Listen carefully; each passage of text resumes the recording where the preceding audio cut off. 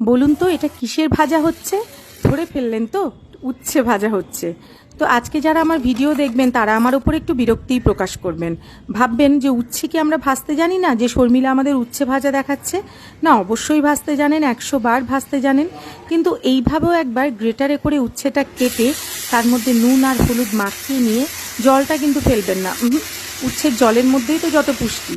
তো যাই হোক, সেই জলটা কিন্তু একদমই ফেলবেন না, জল সমেতই, মানে নুন দিলে যে জলটা বেরোবে আর কি, সেই সমেতই কিন্তু তেলে দিয়ে দেবো। তারপর বেশ ক্রিস্পি করে ভাজা হবে, একদম ঠিক কি বলবো, নিম পাতা ভাজলে যেমন একটা মুচমুচে ভাব আসে, ঠিক সেই রকম উচ্ছেটাও কিন্তু এইভাবে একবার ভেজে দেখবেন।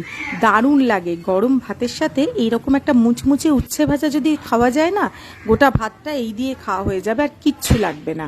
বাড়িতে কিন্তু এইভাবেও একবার ভেজে দেখতে পারেন মুচমুচে উচ্ছে, সবার ভালো লাগবে, কথা দিলাম।